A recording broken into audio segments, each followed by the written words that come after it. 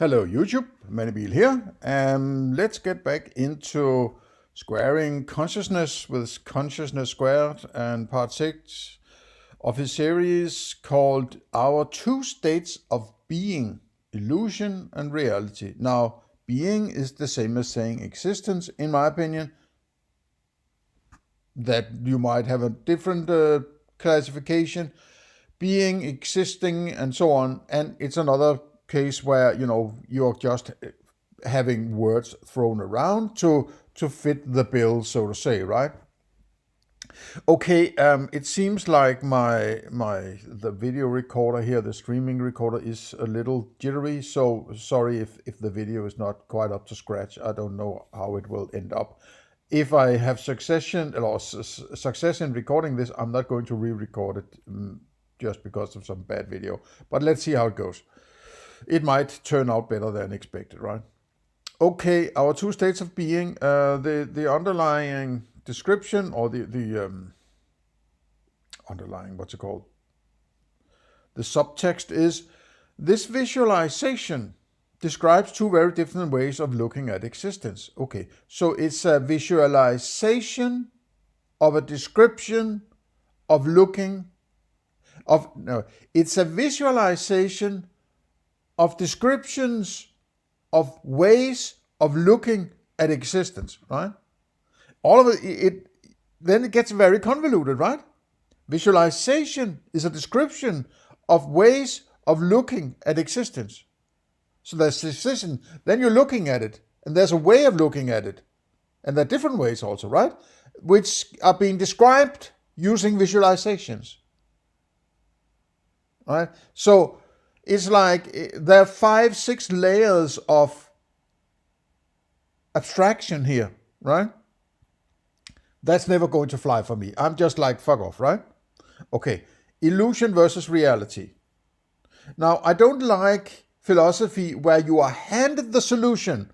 There's this and there's that, right? And be careful with dichotomies, right? Because usually people are trying to say, okay, there's a dichotomy and that thing over there doesn't work. The other people are crazy, therefore mine is good, right? Without actually arguing for your shit.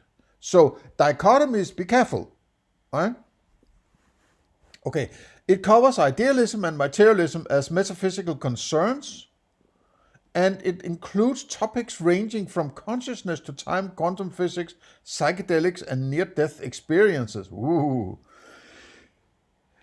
It is largely a combination of thoughts of Bernardo Kastrup and Rupert Spira. Okay, so consciousness is very abstract, time is very abstract, quantum physics is basically not understandable, right? Psychedelics is doing shit to your mind, right?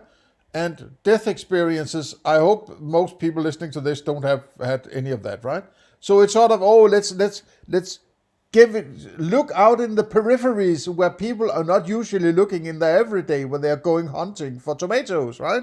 So let's find the corners and let's use that as argument, right? Okay, let's head in.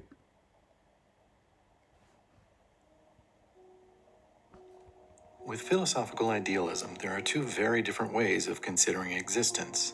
What does he mean, philosophical idealism? Why does he have to clarify it this way or qualify it? Why is it not just idealism? Are there other kinds of idealism than philosophical idealism? Temporary and illusory, and one real. If you've not watched the previous video called How the World Works, you may want to start there for background. The first way to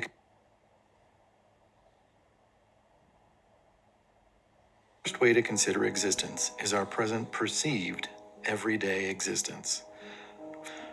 From our No, but then you are saying there is something that is existence that I do have access to, that that is settled and doesn't have to be clarified, other than I have to think about how I think about existence. But how do you get to existence? If you have to clarify how you think about it, right? Then you can't talk about existence before you clarified it, right? This is a circular approach. It's like, yes, I know what elephants are, but now I'm going to philosophize about my thinkings about elephants. But how can you do that if it's already settled that there is existence, so to say, right? It's like, this is given to me, now I have to explain it. But if it's given, why do we need to explain it? Why do we need to qualify it further? Because it's given to you, apparently, right? It's like it's this approach which is fallacious and sophist in nature, in my opinion. It's giving you an answer and then explaining it, right? You hand it the answers and then they fill in the holes using some philosophy. That should rather be classified as sophistry. It's connecting the dots in a way that is not really possible if you are working rigidly from philosophical ground floor, where you have to connect the dots to the next conclusion, so to say, right? And maybe you should have to describe why if you have, let's say you have a reduction base and you're maybe, found a few steps further from that reduction base, and then you're saying, okay, now I want to go to something like this. I want to get to an understanding. Why do I need, for instance, knowledge? The idea of knowledge. Why would I need that? Rather than saying, okay, now I'm going to define knowledge as this. And now I'm going to give you the philosophy that reaches that point. Rather than saying, okay, I am at this point, now I need to go to this point because of this. Right? Why do you need knowledge? What is it? Right? Why do you need to go there? Why do you need to philosophize in that direction, right? That is more honest than giving you some answer. There is existence. Now I'm going to give you views of existence. And I give you two views, and I'm going to say one of them is wrong, therefore I must be right. This kind of convoluted, sophist approach to things, right? Limited first-person perspective, the only thing that we can ever do is experience. There is nothing else other than experience of our mind, and it comes in three forms, all of which require consciousness.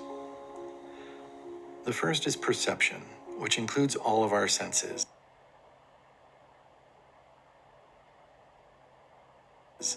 Touch, taste, smell, hearing, seeing, and many would include proprioception in this list as well. What we perceive is necessary. Proprioception? Well, many would. I don't care what many would. What is your philosophy? Why are you doing it, right? Proprioception? I don't know what that is. And it's also, he doesn't apparently, maybe we'll get a further clarification in a bit, but he doesn't slaps it in your face and then many would do this. Oh, I guess I have to too, because I have never heard about it, but I'm too stupid, and these are very smart people, so I better, right? Necessarily a subjective mental experience requiring conscious awareness. Color, for instance, doesn't exist out there in the world as it exists in the world. Okay, so the world is out there. So now he's very clear about what he's saying. There is a world, and apparently it looks like trees, just without colors. But he knows there are trees out there, apparently. Right? That's what he's saying. That blue bubble there is where he lives. That is inside his experience. And he says, yeah, there are black and white trees or something similarly abstract like that. The trees are out there, but the colors is inside. That's stupid. All of it is inside. You don't have any access to an outside. You can't describe it. And because you can't describe it, and people don't have a direct access to it if there is something out there, right? You can come up with whatever you want to be there, and people can't refute you because they don't have access to it. That's the whole problem of this metaphysics. Nobody can go and check it. That's why they can ramble on about all sorts of shit like ripples and equations and thoughts and whatever weirdo shit they can come up with, right? Duh. It's only in our minds where different animals perceive different wavelengths And even different people, the so-called colorblind, experience color in different ways. Sound, too, is a fiction, in that our perceived world is actually... It's a bit of a claim that telling me about what other people, third-party people experience, right? You cannot if you are a mind as you describe, but you do not have access to these things, right? And I don't have access to whatever is you. You're just a mental experience of mine, right? You're a qualitative experience like sound and colors, right? That I have been trained or have trained myself to interpret in a particular way. But that doesn't mean that just because I interpret your sounds and your colors on these particular sounds and these particular colors as this, that, and the other kind of existence doesn't mean that there is an existence out there just because I have trained myself to understand it that way. That is presuppositional. Maybe there's a better term. But you're sort of presupposing that your prior understanding is correct, and then you're using that unfounded foundation in order to justify whatever you come up with, right? Doesn't work. Silent, where waves are interpreted as sounds that exist in our minds. No. You don't have access to what goes on before you hear a sound. Waves are your descriptions of an aspect of what you think is responsible for creating sounds, but that wave you're referring to is your abstraction. There's no wave that becomes something, right? There's something that potentially becomes a sound, but wave is your mental representation of whatever it is, right? So he's screwing with the idea, right? He's saying, oh yeah, there's only experience, but I'm going to tell you about what's going on out there, right? It doesn't work. Known by our awareness. The end state of all of our senses is consciousness. The end state is consciousness. The end state? What the hell is this guy? I mean, he's just...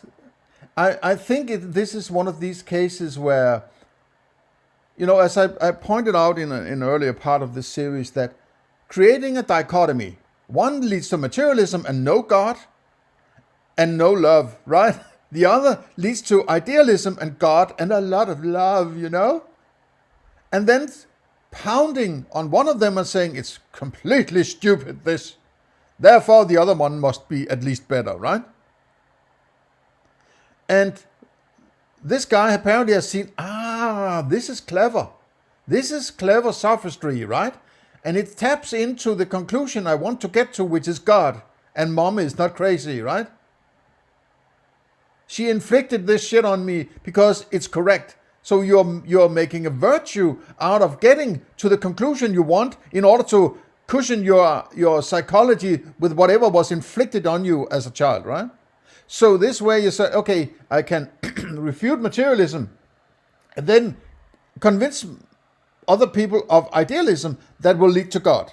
So everything is, it reaches a higher level of things coming together where I want it to be, right? It's all psychology, this. It's all psychology. It's what people want. It's how people want to understand it so they don't have to face the real deep thinking and individual thinking that might end up with a conclusion that goes against what mommy and daddy told you, right? And then rather than saying, okay, fair enough, but that if my conclusion leads me, then it's where they lead me. And if they don't like it, they can fuck off, right? No, I would rather try to find some philosophy that ends up saying God, and therefore mommy won't be mad at me, right?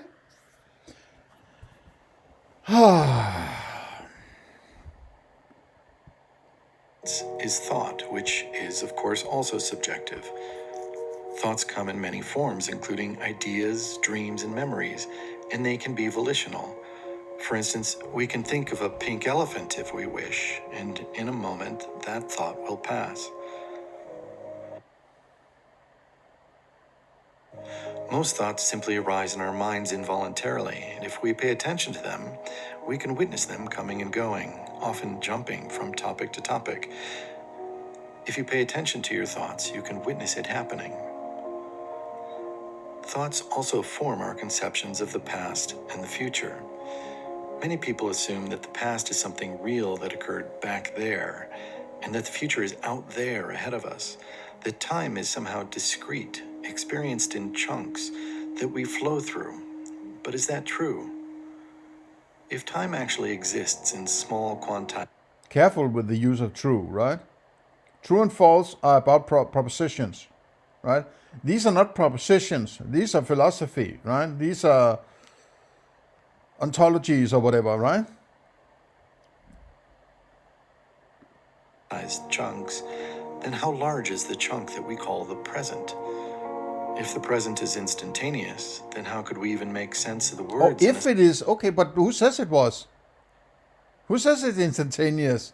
If it is instantaneous, then this, but what are the other options, right? Sentence that are gone before we even reach the end. If the present were instantaneous and quickly devolved into the past, then we would have no means of comprehending any significant sentence or thought. Consider that you can only conceive of the past through a thought in the present. And any such thought in the present, a memory, is not the same experience, but rather is a new thought concerning that occurrence that we only consider to be in the past. The same is true of thoughts about the future, as they Don't be careful mixing future and past here, right?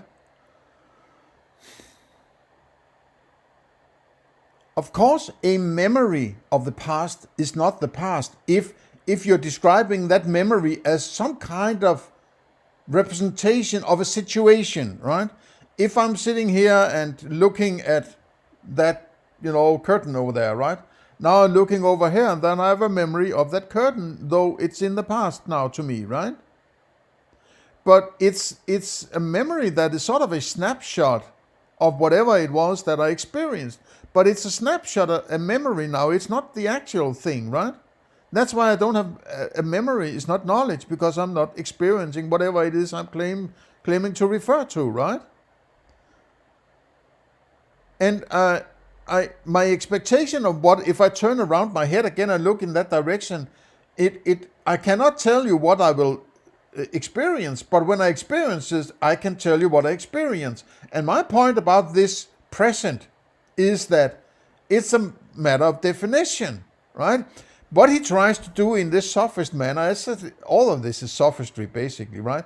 Try to appeal to something like argumentum absurdum, or, argument from absurdity, that if it is instantaneous or whatever, infinitely small or infinitesimal, well, it doesn't really exist, the now, and now can't be in the past because there was no now. And so in this way, confusing you, right? And manipulating you.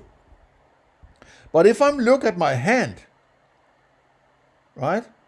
If I look at my hand and I experience hand, and I keep experiencing this hand, it's still in the now as long as I'm experiencing that hand. There might be a lot of other things that change and go in and out of my knowledge, but I am knowing the hand as long as I look at it, right?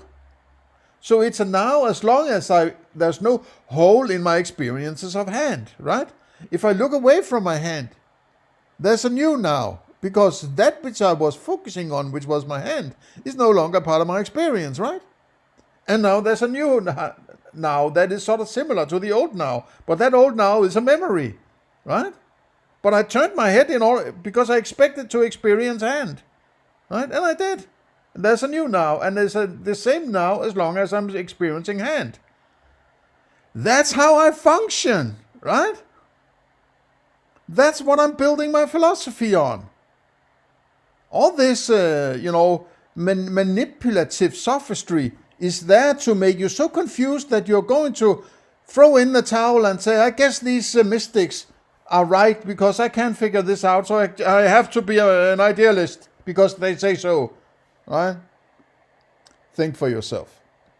Two can only occur in the present. Our conceptions of past and future can only occur in the present. The present is the only thing that exists, but the concept of time Why is present in existence? And present is your experience. You're referring to an experience. An existence, so that world outside is not an existence or what? It's just you're confusing all these terms, right? Because they haven't been settled, because you don't want to settle them. You want to create this confusion, right? That's a part of the whole deal here. Useful for our limited minds. The third form of experience is our emotions. They often rise to dominate. Why is he saying our? Okay, that's an axiomatic approach. He's saying I have emotions because I have emotions. These other beings that I axiomatically work from are there. Also axiomatically have the same experience I call emotion as I have, right? But it's axiomatic. And these things have to be clear, in my opinion. You can't just throw around words and hope they stick, right? It has to be clarified. You have to show how you get from one word to the other, so to say, right? From one idea, one description to the next, right? You can't just throw terms around in this kind of cloud of terms that sort of you can cherry pick whenever you want. Well, yes, sure, that's what you want, because that's how you try to argue this shit. But then I'm not buying it, because it's not rigid, right? Our minds, when we allow them to the exclusion of other mental processes. Oh, anger. Anger is bad, because mommy said angry. You cannot be angry. You have to be a nice boy, right? And go to church every Sunday because mommy says so, right? That's how mommy gets control, is using religion, right? And all forms of our experience are unquestionably subjective, and they can influence one another. For instance, our perceptions can influence our thoughts, and our thoughts can influence our emotions, and vice versa. You may also have experiences that you do not remember, like dreams that you later recall. It is important to point out that if you hadn't experienced them in the first place, then you would be unable to recall them later. Experiences occur through awareness, whether they are remembered or not. Some people might call that the subconscious, but it is more accurately thought of as experience that is not self-reflective, but maybe in the future. Okay, because that helps with the... I'm going to classify it this way because it will fit with my philosophy. Just, moving around the terms a bit, adding a different term here, and then it starts to sound like something that it's sort of also sophistic, right? Philosophy is not about choosing the right words to describe what you are trying to get across. In the sense that be careful that the words are not being chosen because in order to bring in prior understandings that you are then going to apply to whatever is being discussed. The careful and neutral philosopher would use terms that are as neutral as possible, while at the same time making sure that the understanding is very clear before he starts to use it, right? Otherwise, you would have to deduce that they're trying to fuck with you, right? What requires more serious consideration is the nature of our awareness, for while all experience is fleeting, coming and going constantly in our mind, awareness itself is not. It is the only subject to the objects of experience. Objects of experience? Why are these objects? Is a thought an object? Is an emotion an object? What is that? That's stupid. That's manipulative. You're not it's like there are all these things going on, and you kind of past and present melts together, and it's all a gumbo, that confusion. But there is subjective mind that is always the same. That's where we have to go. To that which is unchangeable and stable, which is subjectivity. Don't care about the colors and the sounds and these weird thoughts and emotions. No, into the pure subjectivity, right? Awareness you have now is the same that you've always had. Awareness does not age. When we refer to ourselves as I, it is to this consciousness that we are referring. You are the same you, the same conscious awareness that you were many years ago. Conscious awareness, I would rather call it awareness of consciousness then, right? Conscious awareness? But is it not awareness of being conscious? Conscious meaning all these perceptions and emotions and whatever you're referring to in this gumbo, right? So you're aware of what is going on. You are not conscious of awareness. You are aware of consciousness. It's just okay, guess he can choose however he wants to put these words together. But just find it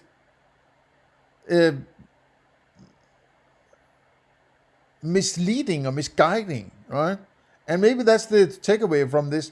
It's sufficiently clear to make you say, oh, this is completely crazy, but it's still confusing, so that you will be sufficiently confused about what is going on, but maybe saying, well, I guess it's just me who's too stupid, right?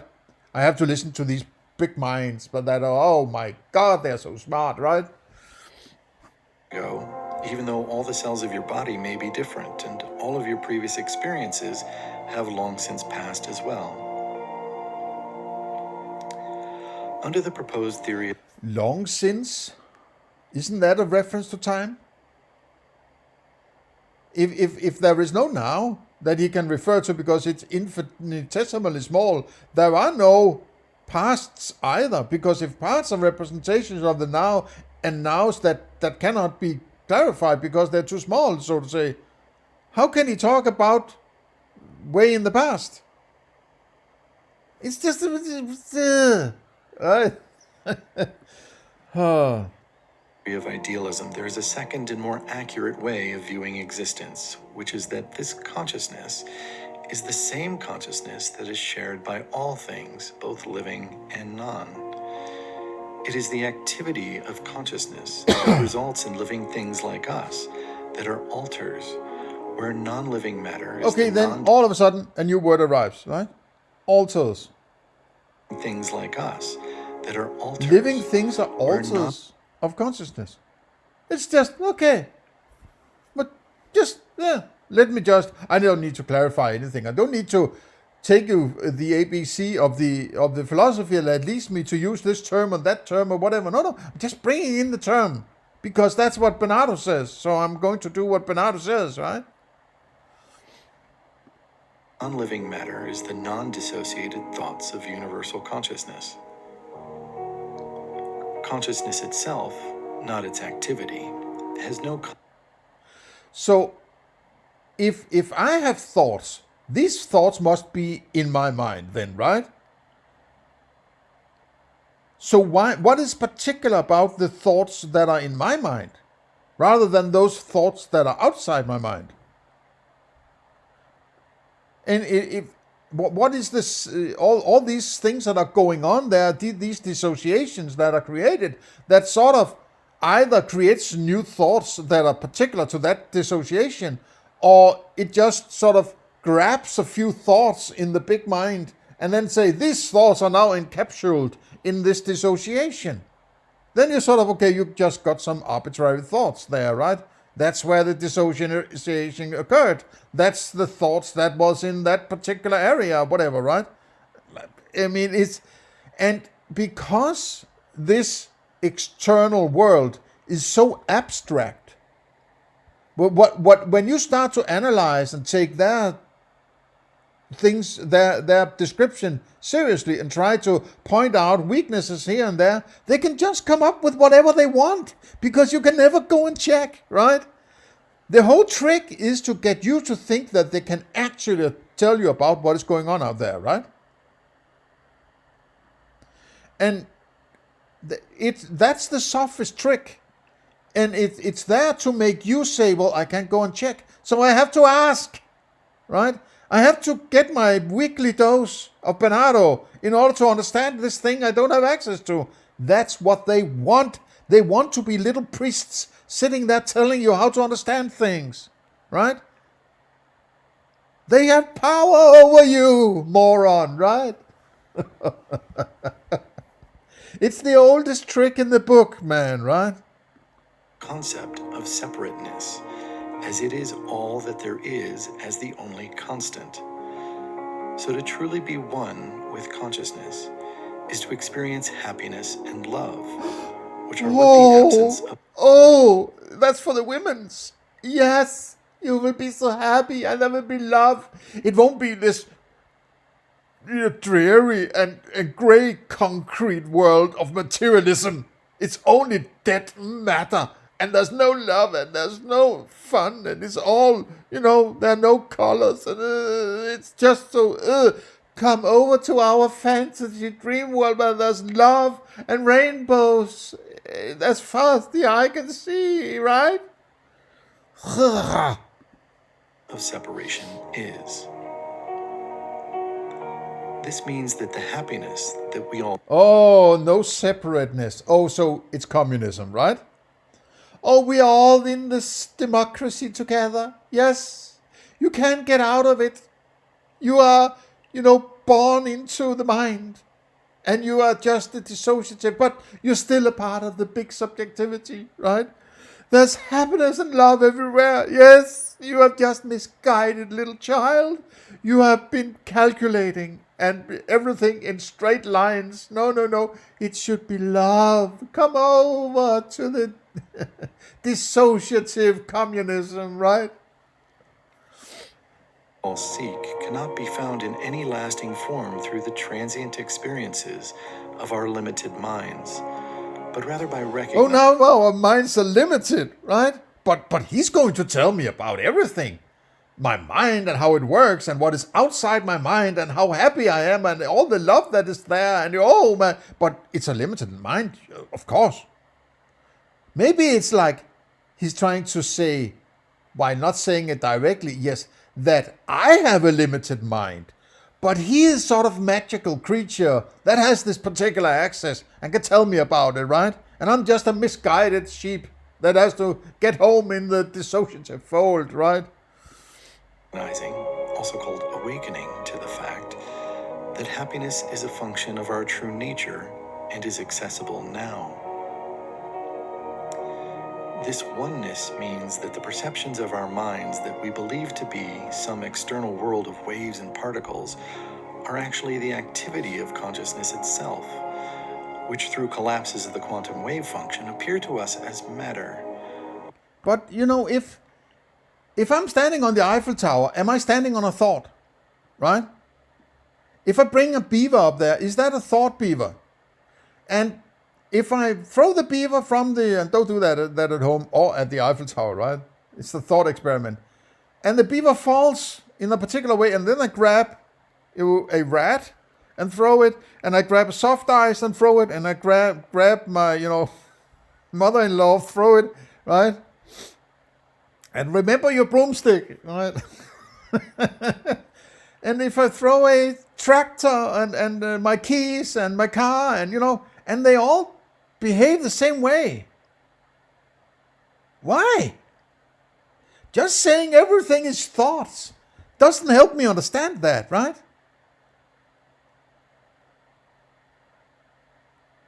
So, how do I explain? How would I come up with something that would be useful, right? I would be inventing some aspect that is an abstraction because I can't get to it. I would say they're probably made of the same thing. That's why they behave the same way, though they have very different expressions or cognitions, qualia. But they fall the same way. They move the same way. They want to get to the earth, apparently, right? And they want to do it apparently in the same way. Why? Well, one way to do it is to say they're made of the same shit, right? They're made of something, what could I call it? I could call it Bob. I could call it Noki Noki. I think I will call it matter. They are made of matter, right? Okay, matter, fine. Then I can start to, create formulas and all sorts of shit, right? Why not? No, no, no, no, no. It's the matter. It's so boring and there's no love there. No, there have to be thoughts out there.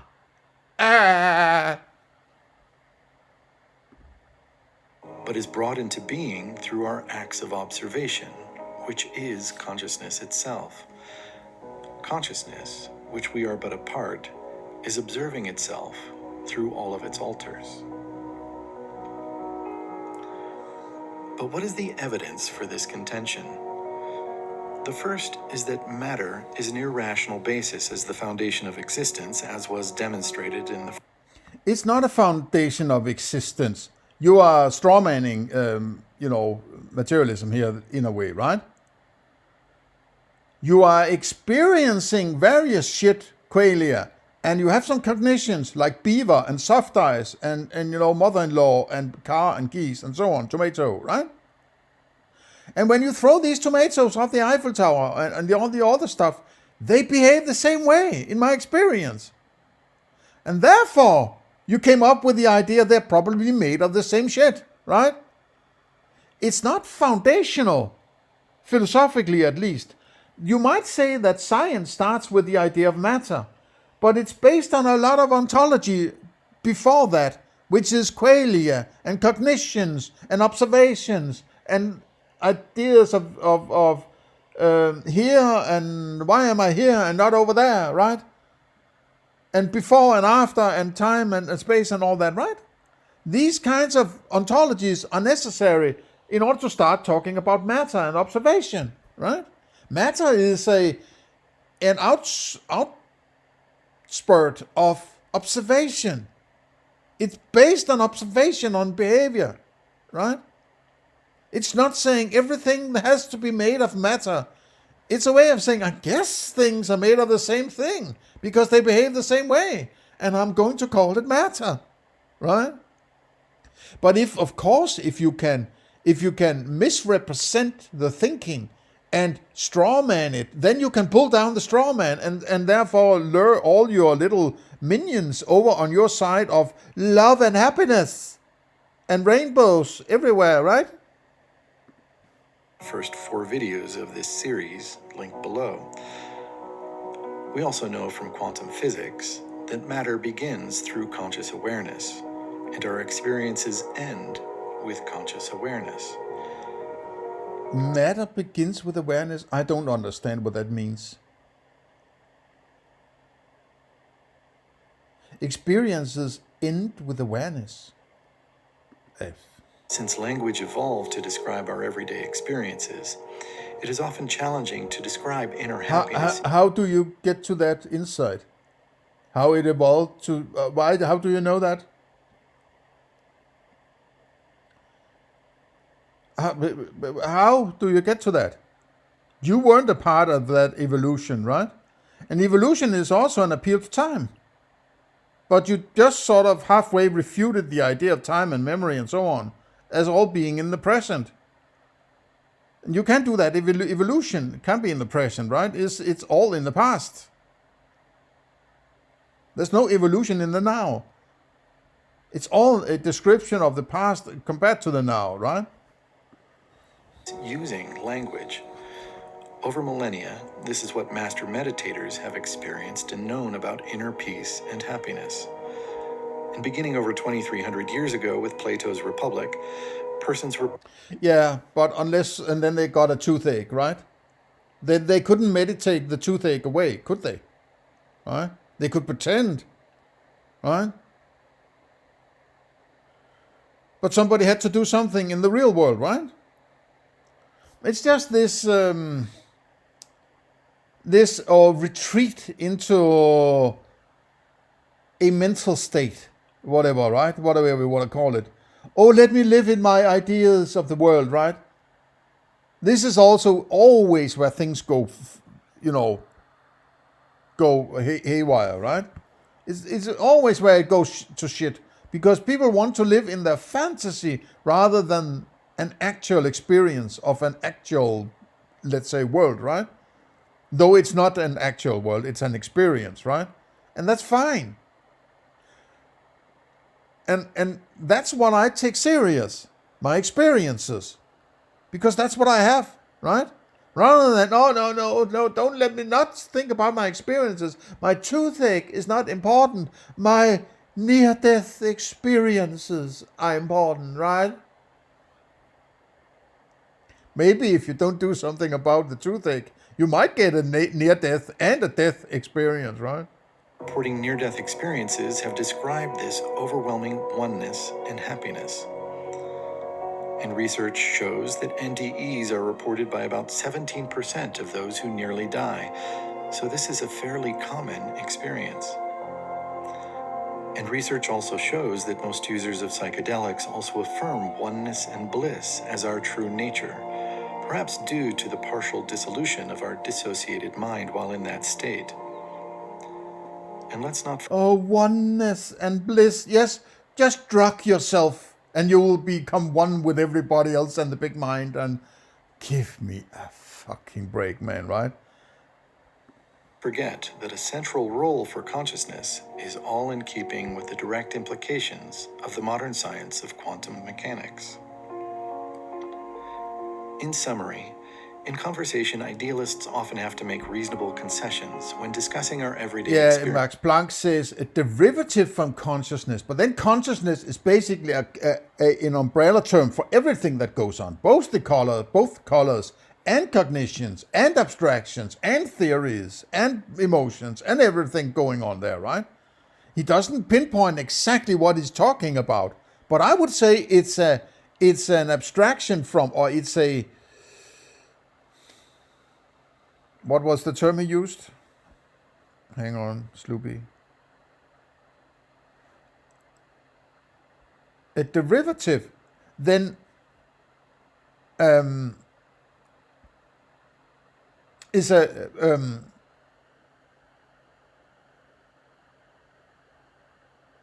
matter is a derivative from cognitions or behaviors of cognitions, right? How beavers behave, how planets behave, how the Eiffel Tower behaves, how, mother-in-law behaves when you throw her from the Eiffel Tower, right? And so on and so on and so on. It's an observation of how things behave that leads to matter, right? It's not when I'm having consciousness, I have a pain, therefore matter.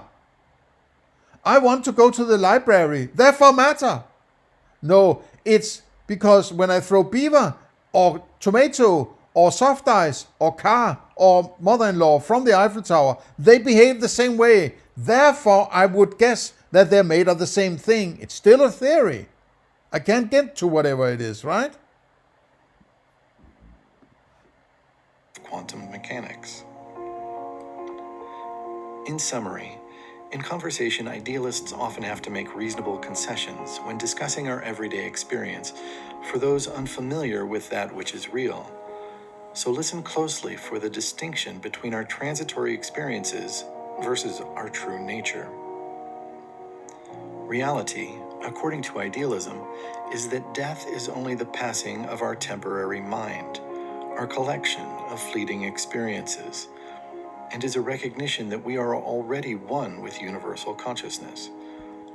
This has profound implications not only for meaning in our day-to-day existence, but also could help to explain a range of... Yeah, it has profound implications. It will make you fucking crazy, right? It will take away your focus on what is actually going on, right? You will think about this oneness and being part of communism and all the rainbows and soft ices you can eat and everything. They're all pure happiness and bliss. Oh man, come over to we are so happy over here, right? You're fucking crazy. Phenomena. Because the direct experience always comes with a cost, right? There are benefits and costs. And if you want a benefit, there is a cost. There is no magical bliss nature of love and pure harmony and the bullshit, right? Everything comes with a cost. And if you want to live in that fabled paradise, you want somebody else to have the cost so you can only have the benefits, right? That's why these kinds of thoughts are so fucking dangerous, because you're going to lease out or find some kind of system where somebody else gets the cost and you only get benefits, or at least skew the balance towards you as benefiting and somebody else getting whatever. You know, these peasants over there, they can pay the fucking taxes, right? Fuck off, man. That are otherwise mysteries to our limited minds. Perhaps we'll take those up in future videos. Until then, please help spread the word by placating the YouTube algorithm with a like and subscribe to Consciousness Squared.